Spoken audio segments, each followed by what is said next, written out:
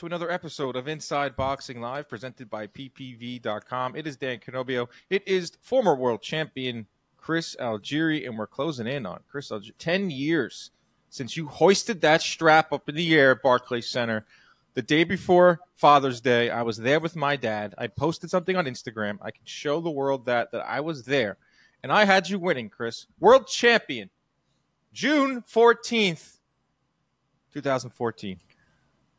Time flies, man. It's crazy. I was talking to Lamont Roach yesterday, Lamont Roach Jr., because he's fighting on a Pro Box Championship card in December in a couple of weeks.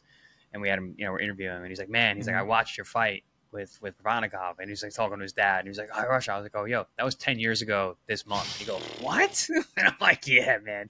Time flies.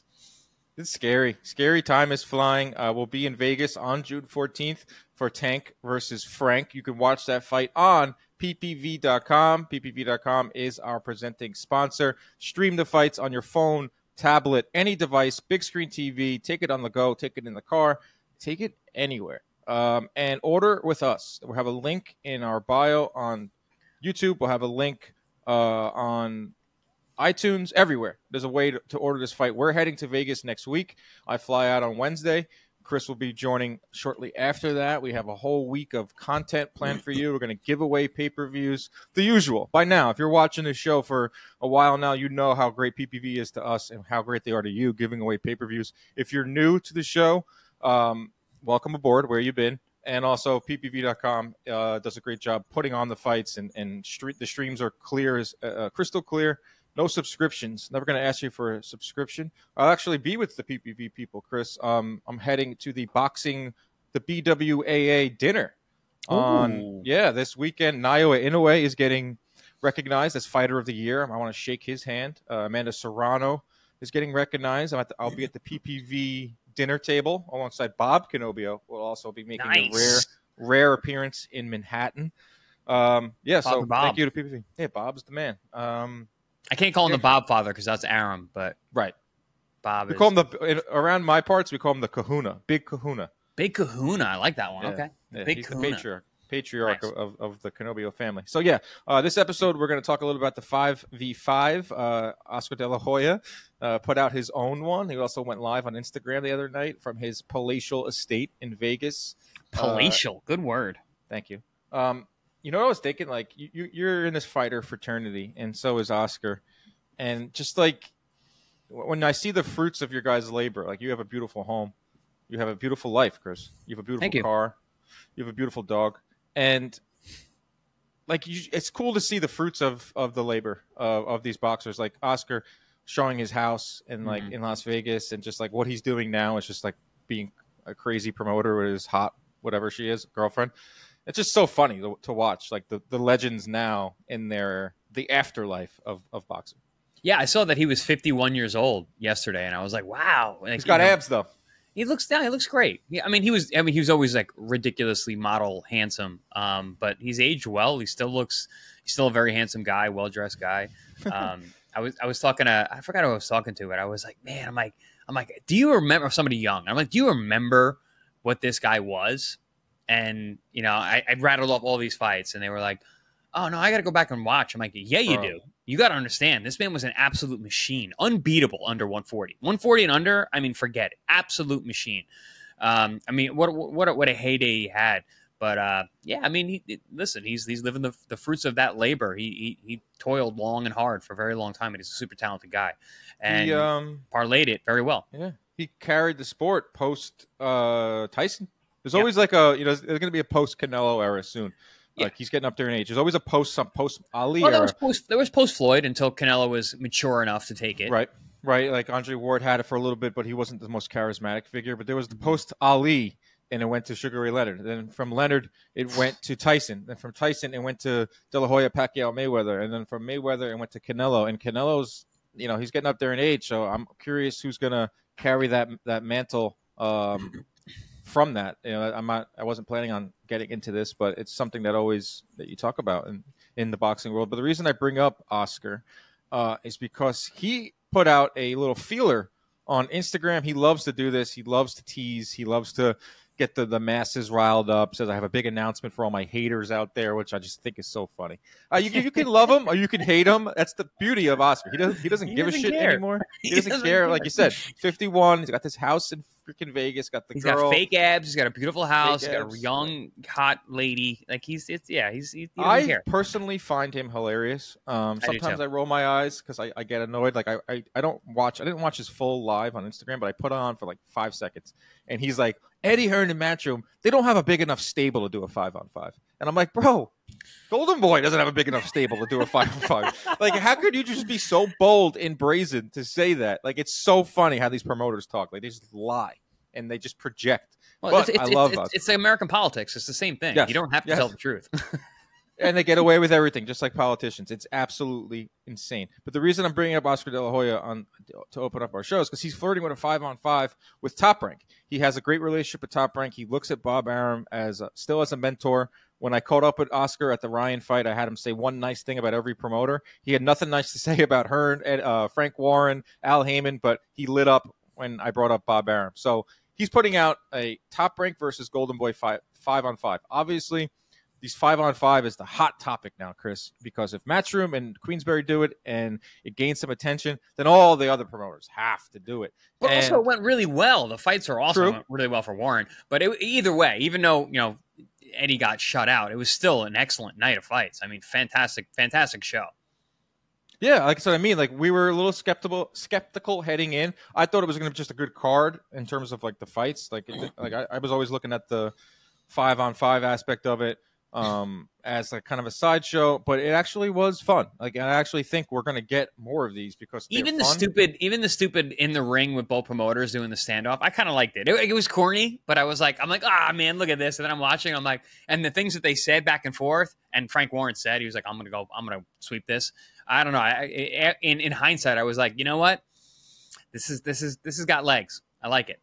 Well, here's the thing. I don't see Arum like cooperating as much as Warren and Hearn did. I see Arum be like, what do you want me to do? I got to stare down. That's a horrible Arum. I used to have a really good Arum. You want me to stare down? You can't have Bob do that. And I don't think anyone's going to stare down Bob. There's just too much respect in the sport.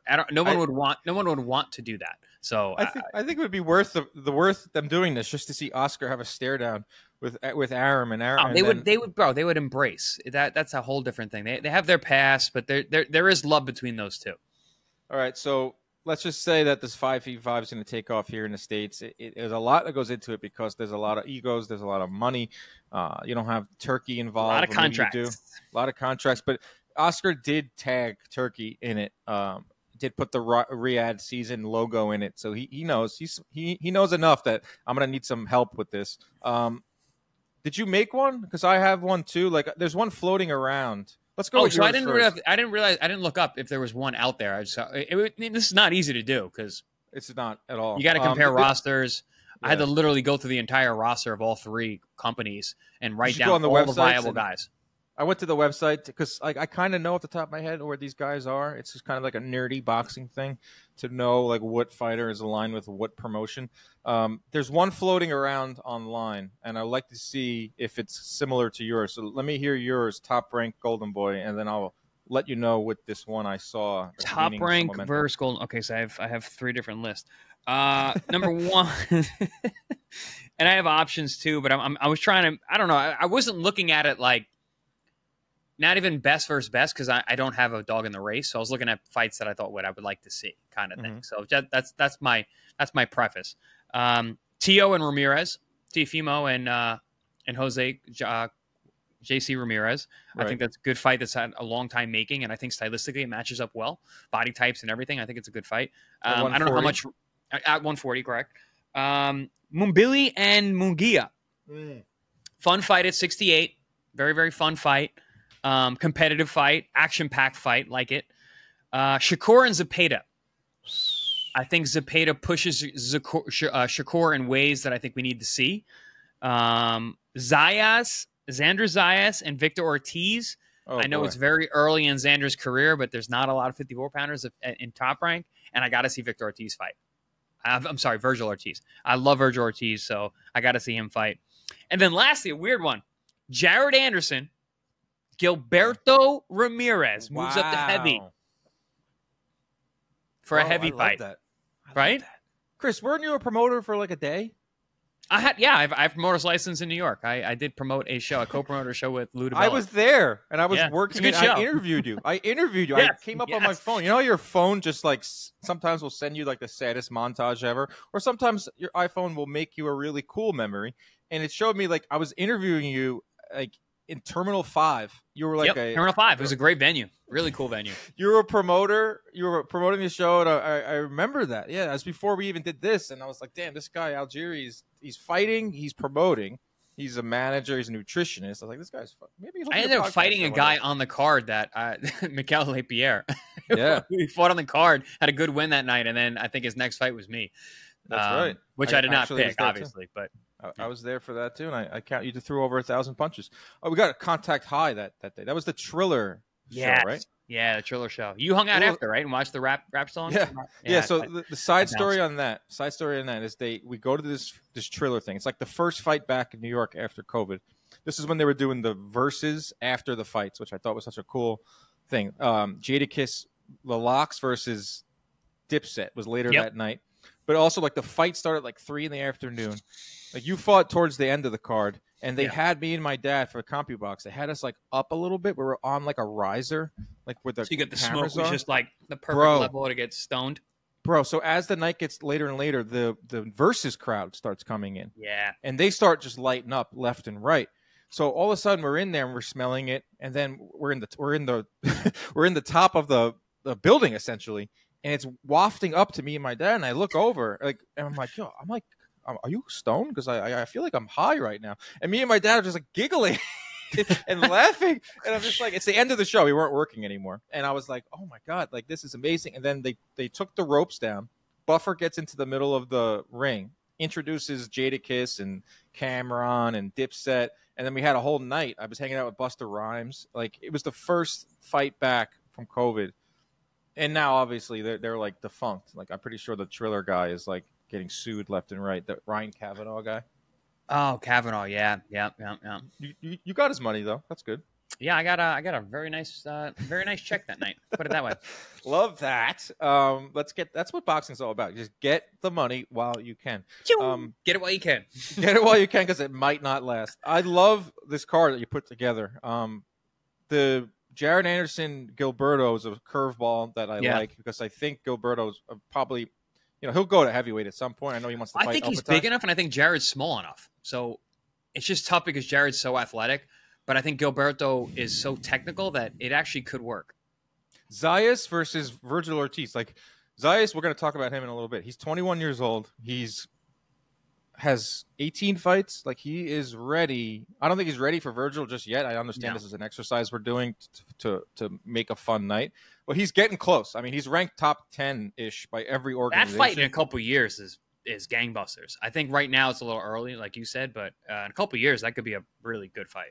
Yeah, we'll talk a lot more Zayas, because I'm curious what his ceiling is weight-wise. I love that fight. Teofimo versus Ramirez is a fight that we've wanted for years. A little late, but we'll get it. Good workman-like fight. Exactly. Mabili Munguia is an absolute shootout. Fun. And Shakur Zepeda is perfect stylistic matchup. Yep.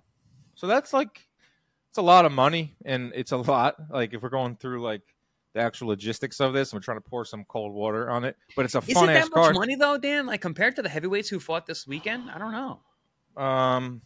Teofimo has a price. That guy, Teofimo's got a price. Does too. Ramirez does too. He's turned down $1 million paychecks a few times. Munguia has a price. Munguia fought Canelo. Mabili doesn't. Shakur kind of does. Zepeda, I feel like will play ball. I don't know. I'm also just assuming. So you're spitballing here. Yeah, all these guys want to get paid. Like, come on, we're not lowering the value of any of these guys. Like, if anything, we should be increasing the value of these fighters. I guess we shouldn't worry about the money. Again, I don't care. This is a thought experiment anyway. Right. Good point. I like that card. Here is what's floating around on the interwebs. Teofimo versus Ryan Garcia. I don't know what weight that's at. I don't believe Ryan Garcia ever fights below 154. He has a drug suspension looming over him. But once again, This is a thought exercise. I was trying to find Ryan in there because it's Ryan and yeah, putting away all those other things, but I didn't find any matchups that were truly appealing. So it's Teofimo Ryan is the fight that we all wanted to see when we thought different Ryan Garcia. Size humans. Doesn't make sense. Right. When we thought Ryan Garcia was a 140 pounder, we thought he was a 135 pounder. He is a 160 pounder. He is a heavyweight. You can put him in there with Roberto Ramirez. He is huge, and he's just such a wild card. But that's just like a fun one where that could be like headline the card. Teofimo Ryan Garcia, if they could find a catch weight, who knows? Mabili Munguia is on this one that's floating around, which is an awesome fight. Lomachenko versus Zepeda.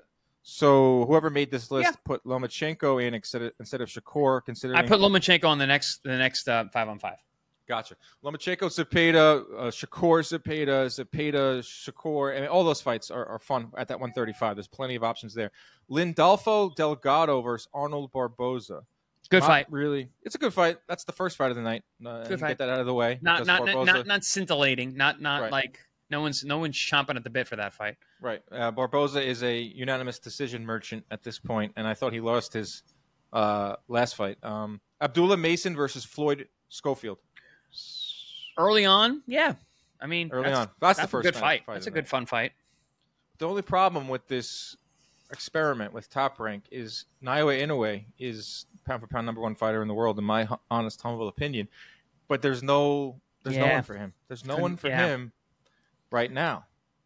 And that was one thing I realized going through these lists. All these promoters do something that we all know that they do, us insiders know, is that they stack their weight classes. So, like, they all have the same guys in the same weight classes. So when you're comparing each other, they kind of dominate. Like, Top Rank dominates 135. There's not a ton of 35-pounders and for Golden Boy, and some of the heavier fighters are in PBC and whatnot. So it is tough to do it over here. That's one thing I think is different between Matchroom and Frank Warren and the promotions over here. We're so close to each other. We all fight in the same venues. We're all like really tight knit. They have really big stables over there, and guys, they basically have every fighter that's over there. We over here we have to split everybody up. So that's a good point. So I think it's harder to make these 5-on-5s over here than it is over there. So good point. Number one. Number two. Bruce Carrington's fighting this weekend, and he's using this fight week to not really talk about his opponent, but to talk about Naoya Inoue. He has his whole mindset on fighting Inoue one day at featherweight. If Inoue moves up to featherweight, which he probably should in like a year or so, that's an all Top Rank fight. That wouldn't be a 5-on-5, but that's interesting, and that kind of intertwines with this week and this fight week and stuff. But Inoue he's fighting, I think, Sam Goodman, who is.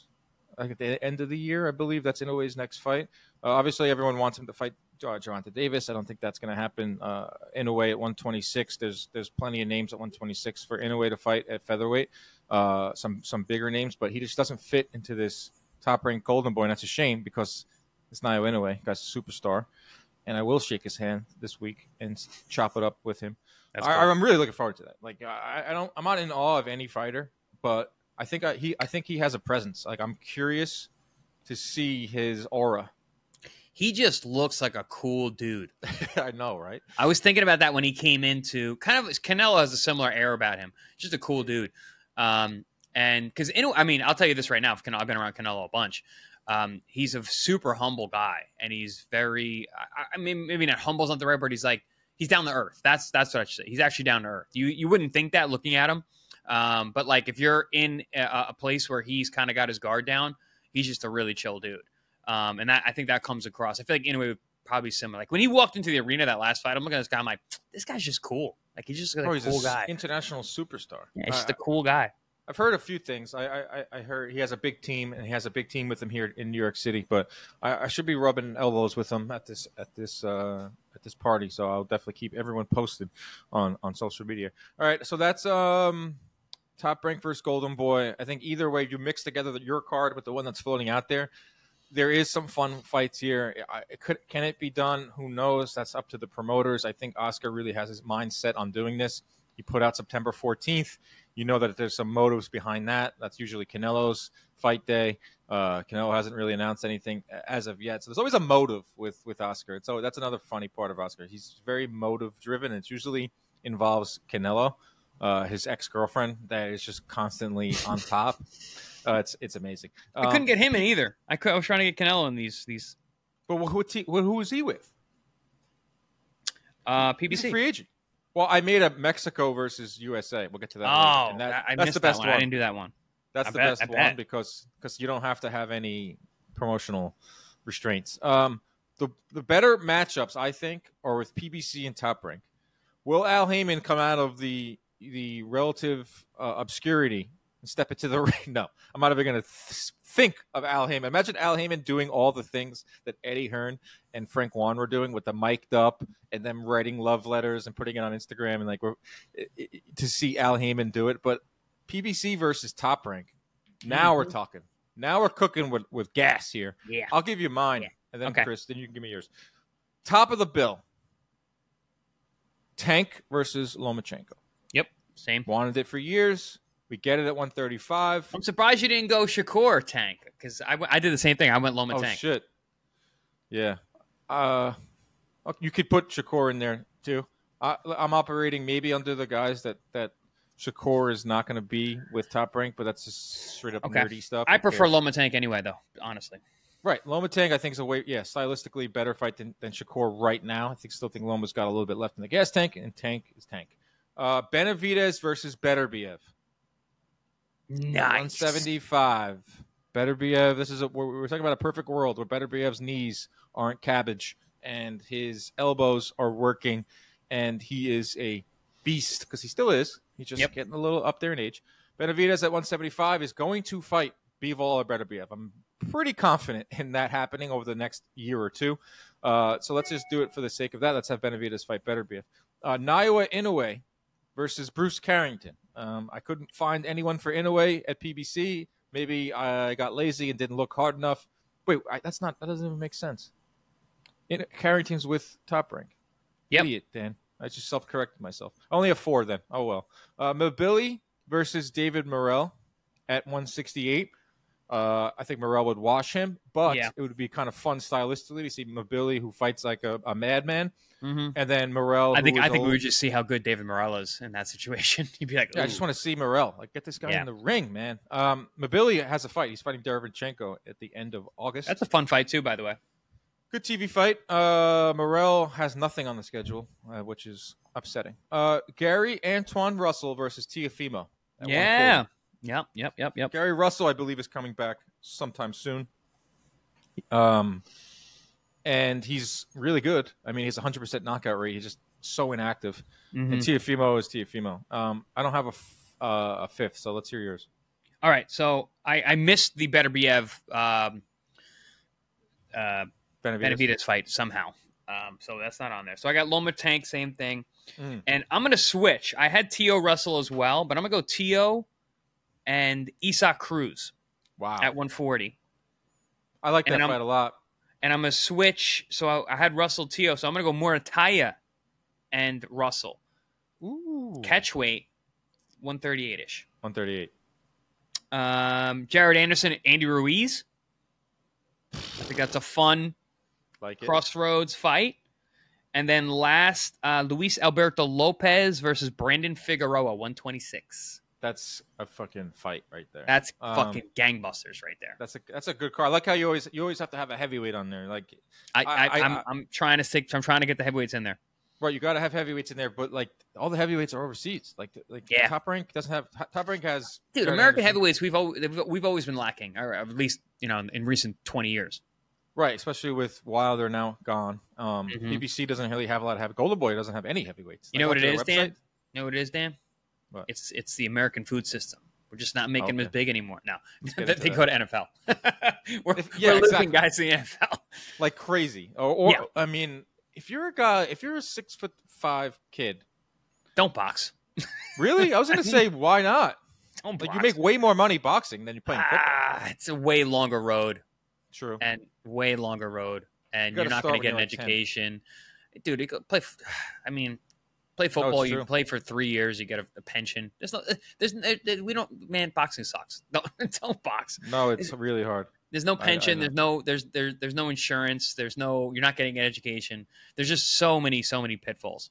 What they see is the cream of the crop, the 1%. Tyson Furies, the Usyks, the Wilders, who are making the top dollar, but majority don't make that top dollar. And getting back into money talk. I like that. PBC Top Rank, I feel like, have the deepest stables of the two of the American fight scene. There's probably so many more that we can make. We probably left some out. If you heard, if you want one, put some in. Go into the comment section. We got to get Inoue figured out. There's got to be someone on the PBC side at 120. I guess if 126, Inoue could fight Figueroa. He could, but he's got to go up once again. And I like that fight. I think that fight's going to happen eventually. I actually love that fight. I think stylistically it really makes a lot of sense. I know Luis Alberto Lopez is waiting for Inoue to come up to 26, but I know he's having trouble making weight, so he's probably not going to hang out and make it. But Figueroa makes a lot of sense. But I don't want to push Inoue up another weight class already. This is a fun exercise because it's just such a nerdy boxing thing, and we have such great listeners that would, I think, would appreciate this. All right, the last one is probably the biggest pie in the sky one because it doesn't involve any promoters. It's just fun. Mexico versus USA, 5v5, headlined Canelo and Crawford. Got to do that. USA versus Mexico, 168, I guess. Jaime Munguia versus Caleb Plant. Yep, good fight. Love that fight. I would like to see that fight regardless of this 5-on-5. Shakur versus Isaac Cruz. Good fight. USA.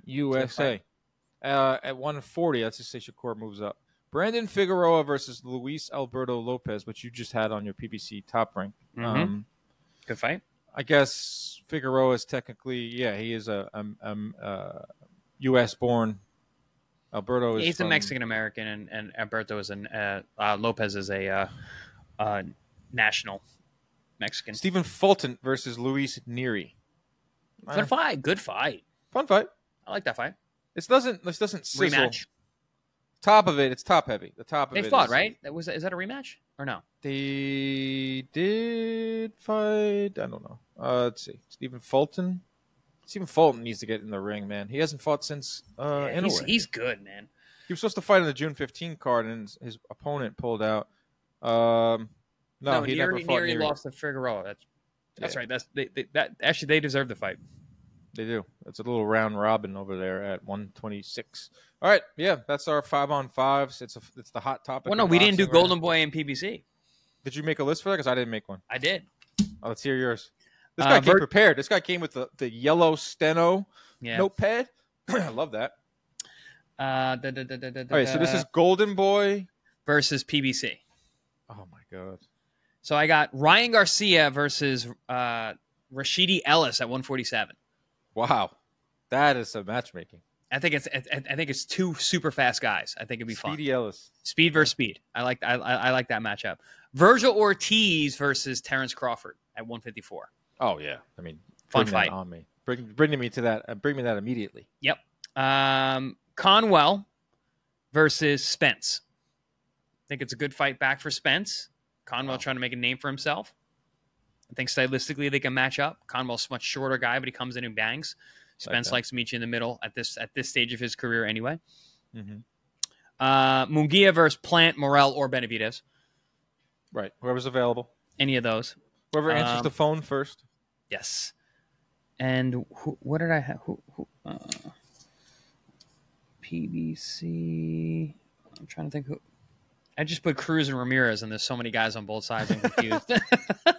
Cruz and Ramirez. When all else fails, just throw out a Cruz and a Ramirez. That reminds me of that one time. You know that guy Caleb Presley from Barstool? He does the Sunday Conversations. He's got the long blonde hair.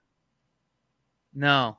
He's hilarious. This was like 5 years ago. I was at some PBC like press conference up front thing, and he didn't know shit about boxing, but he was there to like do stupid, like be annoying and like kind of like be a nuisance.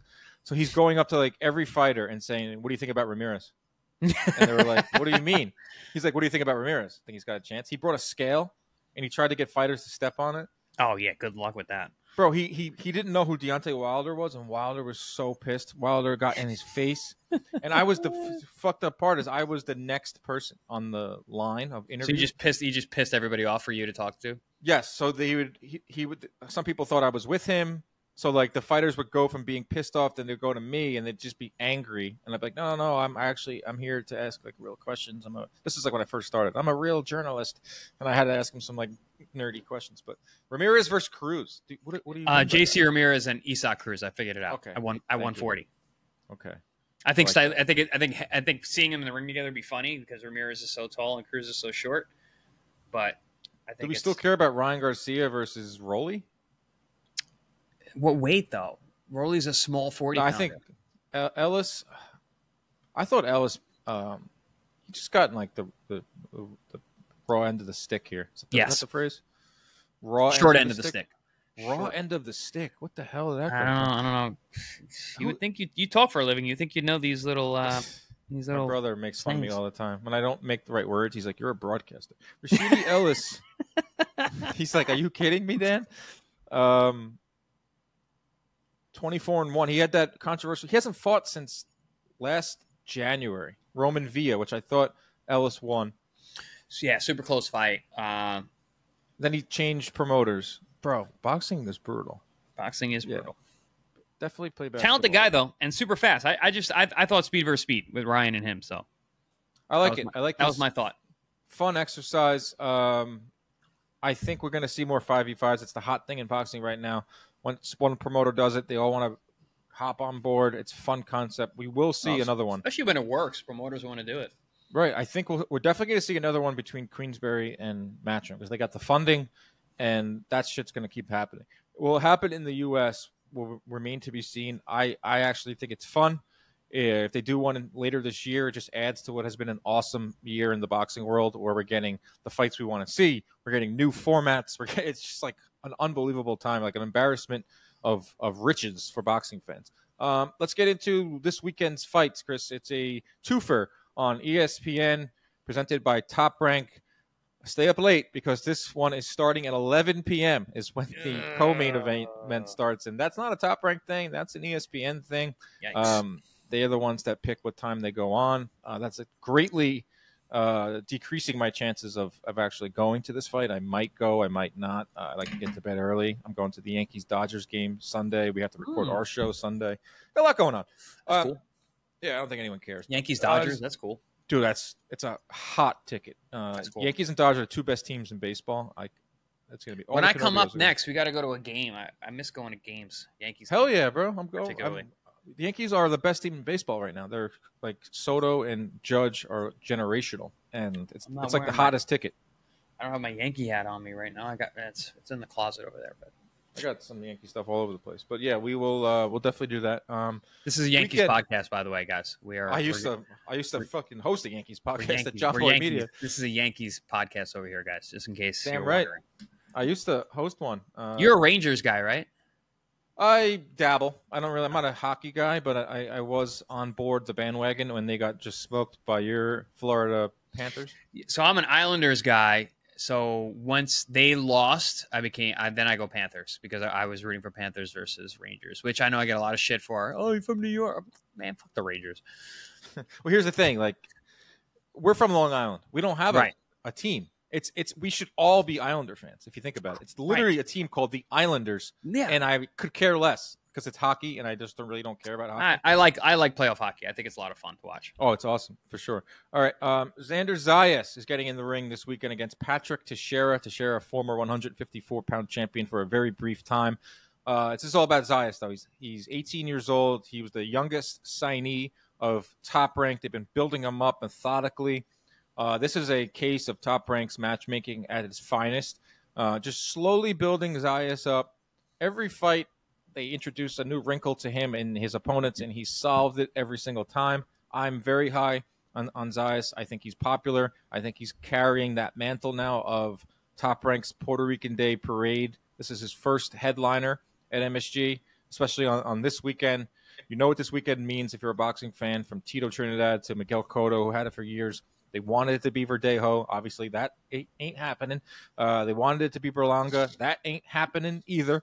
So it's Xander Zayas, ranked 4th by the WBO, which is pretty much in bed with Top Rank. 7th by the WBC, 13th by the IBF. He's gotten better, Chris. He's gotten better every single time he steps in there. I am impressed with Xander Zayas.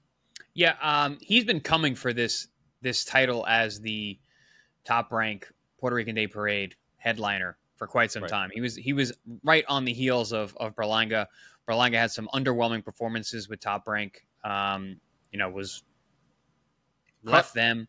He's no longer that Puerto Rican Day Parade guy. Xander is now that guy. He bit a man and then got cut. Yeah. So now Xander steps in. I think rightfully so. Yes, he's very, very young. Yes, Top Rank is picking the right fights for him. But as you said, he is getting better and he performs every time. And I think he's performing better each and every time, even with the step ups. And I actually think that's going to happen again this weekend. I think he's fighting a guy with a ton of experience and who's scrappy and very tough. I actually called the fight when he beat Carlos Adames and became a world champion. Crazy. A number of years ago. He just outfought Adames that night. It was interesting. So, but I think that he hasn't been at 54 in such a long time. He's going to struggle to make the weight. I think Xander is streaking. I've been in the gym with Xander. I've sparred with Xander. I've seen his work ethic. I understand what he does in the gym and how he lives his lifestyle. I think this kid is the goods from top to bottom. What do you like about him in terms of being in the ring with him? Like, for me, I just see he puts together his combinations so crisp. Yep. He's got a lot of speed, got a lot of power. It's focus for me. He fights very, very focused. He fights hard. He fights aggressive. He fights behind the jab. He lets his hands go. He trusts himself to throw combinations in front of guys even when they're dangerous.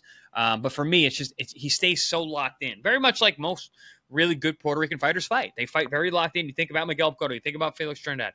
Very, very locked in, tight hand position, stepping in, trusting themselves and throwing with power, especially with the left hands. Very, very Puerto Rican in his style. But I think he's a little more athletic than those guys. You know, he's got a great build.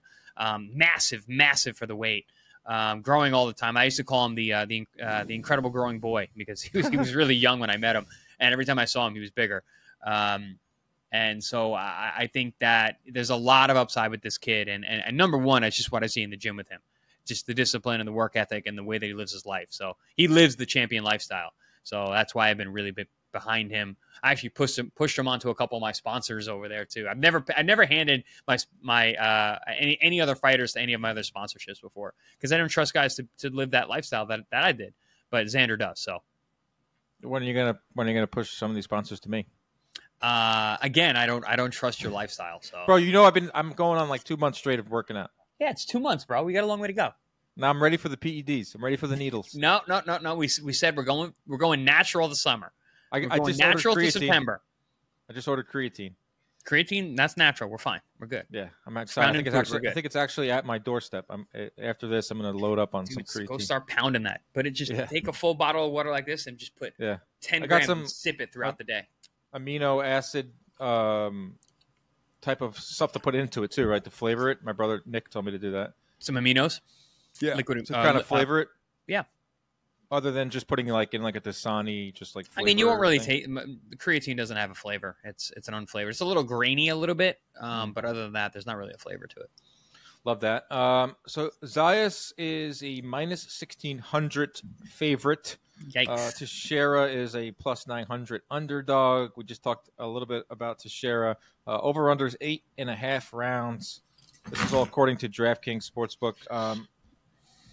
Zayas by KO is what Vegas thinks. That's minus 150. Zayas to go the full distance. I'd be shocked if it goes the distance. Is plus 140.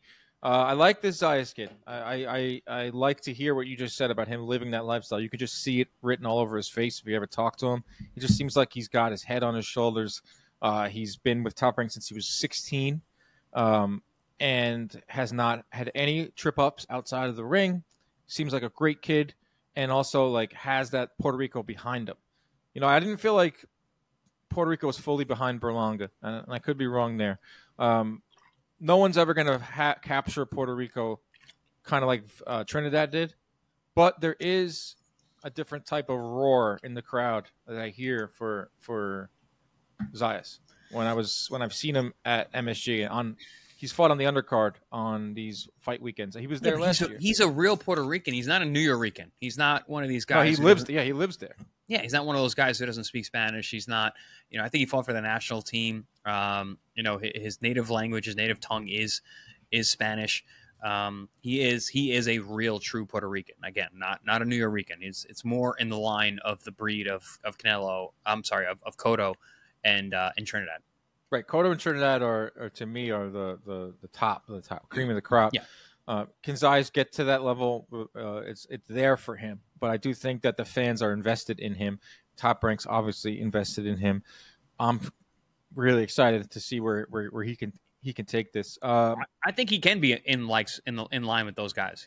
I believe he has the ability. I believe that he's being moved properly. Again, going back to work ethic, which Cotto had too. Very, very dialed in guy. Tito had it obviously because of his father, but these guys are, I look at him in the same vein.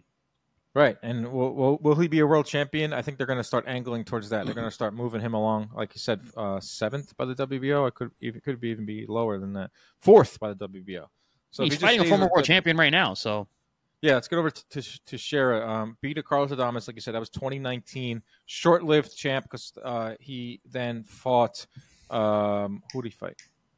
Castaño. Castaño won that fight, then Castaño went out to fight Charlo for all the belts. 3 straight losses after the Castaño loss. Kind of slipped, fell. But then 3 straight wins after the 3 straight losses, all inside of 4 rounds. All of them in Brazil, though. Mm-hmm. And there's another catch to this, Chris. He weighed 167, 159, and 164 in those 3 fights where he won inside of 4 rounds. This fight is at 154 pounds. He has not fought at 154 since July of 2022. I don't like that at all. He's a big guy, too. He's tall. He's big. He's up there. He's 33 years old. I can't get those 3 losses are sticking out to me in a row. I'm looking at his Boxrec photo. He's 33, but he looks 43. He's got that mustache going. That's not what I'm looking at. It's his skin. He just looks like an old, kind of beat up guy. Skin and the mustache. Bad combination. Hopefully puts up some resistance. I want to see Zayas pushed a little bit, but this is tailor-made for Zayas in terms of style. Tailor-made to say, hey, I just beat a former champion. Tailor-made for the stage of Puerto Rican Day Parade. Love it. Good move by Top Rank doing this fight. I think Zayas will win. And he'll get a stoppage. Bruce Carrington is the co-main event. Shushu Carrington, who I could not believe is 27 years old. I legit thought this kid was 21. Like, he moves like I never heard of him beforehand, or I did, but not like that. Like he came on the scene, really burst on the scene like 2 or 3 years ago, where Top Rank was putting him on these cards. 27 years old. Come on, you got to start moving this guy. He's talking about Inoue. He's fighting Enrique Vivas, who has never been stopped. Enrique Vivas is tough. I've called some of his fights for Top Rank. Very, very tough. Yeah. So this is like for Carrington to win and say, hey, I stopped a guy that's never been stopped before. He's going to bring up Inoue's name, I think, in the post-fight. He's coming off of a spectacular knockout in his last fight. I was there, Bernard Torres. It was just like a one-punch out of nowhere type of punch. Kid's got the best personality, great head on his shoulders. Love talking to him. I'm just like, okay, what are we doing here? He's 27. He's not a kid by any means. He only has 11 fights. He hasn't fought anybody. What's the deal with Bruce Carrington? I mean, it's weird that he's 27, like you said, and he's been around boxing forever, like a high-level, national-level guy in the New York circuit, and only having 11 fights at this point. It's kind of like, all right, time we gotta move. I know he's calling out Inoue, but he hasn't really fought anybody either. This is a nice step up fight, and it's actually a kind of fight that you're looking at. Yeah, 12 pro fight against a guy like Vivas, who's a little long in the tooth. Has been in some real tough fights and wars. Got to see how much that's affected him. So that kind of fight makes sense. But when you're calling out guys like Inoue and you're fighting the Enrique Vivases of the world in 12 fights, I mean, you really got to kind of put things into perspective. I think he needs to fight some guys who are closer to higher rankings before you can start talking about that kind of stuff. But listen, it's good to have a dream. You got to dream high. You got to dream about what's in front of you. But I want to see him in with some live guys and not just, these kind of refeed opponents that Top Rank uses.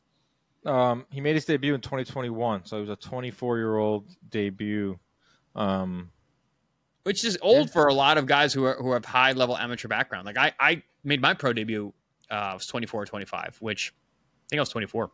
Yeah, but you had a way different background than Carrington. Yeah, that's my point. Like I was starting late to the game. Usually guys with big amateur backgrounds, turn pro at 20, 21, So yeah. Interesting route for him. Enrique Vivas has fought Eduardo Baez, who is always tough. That was a 10-round majority decision. I called that fight. That fight was sick. Back and forth. I mean, that was a really, really good fight. That was 2 years ago. He fought Joet Gonzalez, went the distance with Joet Gonzalez, who is a little shop-worn now. Yeah, Joet's really good, but he doesn't really stop guys, and he gets into wars with everyone. But again, it's another long fight, taking a lot of punishment. 10 rounds with Ruben Villa in 2019. Ruben Villa is very, very slick boxer, very, very talented. Someone I actually hold very highly. But that was a number of years ago. Right? Yeah, this is made for Carrington. Yeah, it was 2019. This is made for Carrington to get a knockout. And for Joe Tess, our guy Joe Tessitore, shout out Joe Tess. Oh, he knocked him out. This is a guy that's never been stopped. Never been stopped, Tim. And that's for Carrington. That's what they're going to do for Carrington. And I like that. I mean, they are moving him. His last fight was his first fight ever on the main portion of ESPN.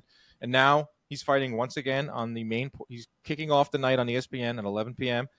in front of the Puerto Rican Day Parade fans, in front of his fans from Brownsville. So they are Top Rank's doing their part in doing what they got to do. Now he's got to get in there with some names. He keeps performing. That's the thing. Like he keeps that last knockout. He's fighting a guy who's 18-1, and he's scoring highlight reel knockouts over and over again. So Top Rank is being like, all right, well, let's keep putting him in. I mean, it's working. So. Well, look at the 126 picture right now. Like, this is kind of like the knock on Top Rank. Is like they can get a fighter to a certain point, and if they don't really have anyone in there stable, then it's hard for them to go outside of that. Luis Alberto Lopez is the IBF champion. He's signed with Top Rank. Lee Wood is, I'm pretty sure, a free agent. Ray Vargas toiling. Nick Ball is with Matt Queensberry. WBA champion Figueroa's with PBC. Rafael Espinoza is with Top Rank. He's fighting June on that Teofimo card. On Teofimo card. Ray Ford, Bessie Ramirez. Like there's actually a lot of options for Bruce Carrington inside of Top Rank if they really want to push this kid even more, because he's 27 and he's very good. So they could do that. That is it for this weekend. We will be watching. I might be attending. It's time, Chris, to get to the voicemails. This is not something we do. Right. Not something we do often on the show, but we have a phone number for you to call us. I get a lot of questions like, how can we be on the show? How can we? The mailbag is fun, but how do we actually be on the show? But you can do so by calling 631-403-0859. You can call anytime. I don't get the alerts. They go right to the Google thing. Sometimes they go to Chris's phone. So if Chris answers in the middle of the night, ask him a question about boxing. Ask him a hot take. I'm sure he would love that. Chris will not answer the phone. Chris never answers the phone. I don't think I've ever called you. I think I just usually text you. All right, Chris. First voicemail. Here it is. Our guy, Charlie Quinn. What's going on, guys? First-time caller. Charlie Quinn. Cover MMA. Cover boxing a bit. Love what you guys do, first and foremost. And you guys have been killing it. The numbers are through the roof. Absolutely dominating the scene. I got a hot take. I have a feeling that, Amir Khan, he said he's going to come back. I have a feeling he's going to come back and knock out KSI. The rival of Logan Paul, Jake Paul. They have fun together with Logan. I have a feeling he's going to knock out KSI before the year ends. And I was wondering what your opinion on Shakur Stevenson is. How you think he matches up against Gervonta Davis in the future, and what really? I'm cutting him off. All right. So his first question was KSI, who this isn't exactly our lane, but have you seen this? That Amir Khan is going to be boxing KSI. I did not see that, and I think at at 200 pounds. I mean, I don't know where Amir would be. I mean, all those, I'm telling you right now, all these welterweight guys, I'm around all these retired guys now, like my peers, they're all huge. They're so big. 200 is not that much. Like if you were no, it's not that much at all. if you're retired and you fought at 147 years ago, like Khan, you actually fought the man, and you blow up to like 180, which is like pretty much a normal walking around weight for Americans, and then you add like 20 more pounds. I don't know. Yeah, meanwhile, I'm still 165, so I don't. I'm fat. Like for me, like so I don't know. These guys, it's crazy how much these guys cut weight. I don't know. That's why I always said I was never a welterweight. People are like, oh man, like I'm like, no, those guys are all way bigger than me. I just, had to go up there to make more money. Bro, Amir Khan should destroy KSI. Yes, weights. That speed doesn't go anywhere. He's still got it. I'm shocked that KSI is taking this fight. Like, just fight Jake Paul. Like, Jake Paul, the Tyson fight, I don't know if it's ever going to happen. Jake Paul needs to fight KSI. I know this isn't our lane per se, but like... Amir is, though. I think Amir Khan's going to wash KSI. I'm surprised that they're doing that from KSI's standpoint. Like, the thing with influencer boxing is they always say is like, we actually make the fights happen. Boxing doesn't. Well, you can't say that anymore because boxing is making every fight possible. And you guys can't even make a fight between Jake Paul and KSI, which is that's like the Pacquiao Mayweather of influencer boxing. And it hasn't been made yet. And I think that has to happen this year. So thanks, Charlie, for that call. Let's get to this guy, Chris. He also was asking about Shakur and Davis. Oh. I think we talked about that so much on the show. Like, I think Tank wins. I think Tank wins. I don't know about that. I think I mean, there's an argument for both ways, and I think like you say, we've probably covered them on the show many times. I'll text you, Charlie, because I know Charlie. He does good work for Fight Sports. Here's a question directly for you, Chris. Here. Just had a quick question regarding the Pacquiao fight, which I ironically was watching very recently. You always had a great jab and great in and out footwork, like Manny actually, but Manny was notorious for taking away guys' jab with a counter right hook. You would flip and then counter with a right hook. For you, just from your personal opinion, was it more the counter right hook or was it the straight left hand counter that kept you from jabbing as much as you would like? Just curious. Thanks, man. Great question. Great question. Actually, I have a very specific answer, and it was he nailed it. It was a straight left hand in the very first round. Pacquiao, I don't know if this was by design, by his team or whatever. He hit me right in my damaged eye immediately. The very first jab I threw, I think it was, he threw a straight left hand down the pipe that hit only that eye that was injured in the Pronikov fight. And I remember getting hit with that and being like, and it felt like my eye swelling. I was like, here we go again. Right away. It was like the first moment of the fight. It was like he was targeting that eye, but I mean, I felt full on knuckle into the eye.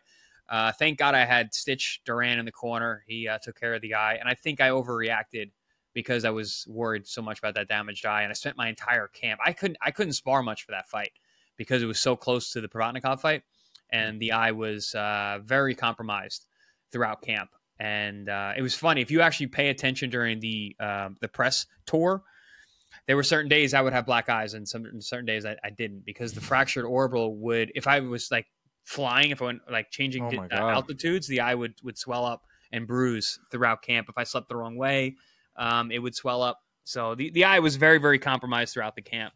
And it's just funny that, or maybe not funny, maybe it was very much by design, but Pacquiao cracked me with a straight left hand immediately in round number 1 with my jab. And it was very, very much on my brain throughout the fight. Pretty cool. This guy was watching. Yeah, good catch. Because he didn't use the right hook against me. I was too tall for that. That wasn't that Filipino ice, which is right hook, which he used well for guys to counter over their jab. I was too tall for that. He couldn't hit me with that. Nice. Last voicemail. Here it is. Wilder's loss kind of closes the book on the current American champions or next champion. Who would you go with next? Richard Torres, Jared Anderson. And if fantasy boxing was real, who would you be looking at that late American heavyweight pick? Would you be taking one of those of Torres or Anderson or someone else? Thank you. I like that. Pretty much like I didn't really catch the second half of the question. What did he say? So his first part of the question was that he said if you could invest in one U.S. heavyweight now that Wilder is out of the picture, would it be Torres or Jared Anderson? I'll tell you right now, it's not Torres. Well, it's interesting because I think obviously Jared Anderson's like a blue chip prospect and he has all the tools, but But I he's got worry the out of with, the ring problems. Yeah. you're right. I worry about above the shoulders, and we're making an investment, right? We're investing in this guy's future. We're investing millions in this guy's future. But Torres is too small. Well, that's the thing with Torres. Like he seems like he's got his head on straight. He makes a lot of TikToks. That's how he spends his free time, or he's making TikToks. Jared Anderson's going on high speed chases. Smart kid too, really smart kid. Right. I love Torres. I in terms of like his makeup, but I haven't seen him in there with a live body. His last fight was against a step up, and he got him out of there. I like Torres' movement. I like his power. I like his speed. The size is definitely a big factor, issue. considering we're in the era of the super freaking heavyweights, the big boys, who even Usyk, who's considered small, would have been a monster in the late 60s, early 70s. With that being said, I roll the dice and I take the risk with Jared Anderson. I get someone to watch him 24/7. If you're investing all that money, you're investing all that money. Invest in like some type of babysitter, and maybe, who knows? Also, like, this guy made mistakes. He's going to learn from them. Like he'll get older. We all get older. That's a fact. And maybe he will not want to do that, and maybe he will say, "Hey, there is so much money in this sport as a heavyweight. I should probably stay on the straight and narrow and reach my highest potential." Second part of the question is, I don't know because I can't find it. It gives you, it's kind of cool. It gives you it transcribes it. That guy. I don't know the second part of the question. Sorry. We're actually get to that next time. But that is our show. That is the voicemails. You can call at any time. 631-403-0859. Every once in a while, we will do some voicemails. It's a great way for you to interact with hey, us. people listening. Let's get more of these. These are fun. You guys, and we say it all the time. You guys are amazing listeners, and you're very, very intelligent. Well, that one question about like the technical aspects of you versus Pacquiao. Yeah, very cool. Insane. That's so cool. And then that was a fun one with Torres and Anderson because it's good question. A really tough, thought-provoking questions. What did you? I didn't get your answer. Who would you invest in? Jared, definitely. Yeah. I'll take talent and size any day. Even, listen, we've had a lot of out of the ring troubles, especially with heavyweights throughout the years, especially American heavyweights. Like Riddick Bowe, Michael Moore, Mike Tyson, all guys that got into a lot of trouble outside of the ring. All super talented, all great heavyweight champions. I just don't see Richard Torres becoming a world champion. So, and those are just some of the stories you hear about. Right. Like, you don't know about some of these. Like, you were around fighters your whole life. I grew up around fighters too at a young age. Guys, we're all nuts. We're all nuts. Like, self-destructive human beings. Literally, self-destructive human beings. Absolutely crazy. A lot of law bending, to say the least. It's a lot of partying. Like, I remember a lot of partying. Just growing up around it, my dad telling me stories and just being drugs, drinking, driving, illegal activities, carrying around guns, beating people up, all of these things. It's just part of the game. Sounds like a Friday night for me in high school. Sounds like growing up in Huntington, Long Island. Yeah. Some parts of Long Island you could see that. All right, good show. I hope everyone has a great weekend. Enjoy the fights if you're watching. Enjoy the weather is getting great, and if you're gonna bet, use DraftKings. If you're gonna watch the fights next weekend, we'll be in Las Vegas. Use ppv.com. Well, I'm excited for next weekend. Woo! Yeah, Vegas, baby. We'll have an episode on Monday, and then we'll be in Las Vegas for a bunch of stuff, live shows from. The weigh-in live shows on Thursday. We're working on some really cool guests, working on great content. Going to be interviewing Tank, going to be interviewing Benavidez, going to be hanging out. We're going to go out to Barry's Prime. It's that time. Have to get my outfits ready. It's that time. All right, everybody, enjoy the weekend. Protect yourselves at all times. Keep your hands up at all times. We out. Stay those DMs.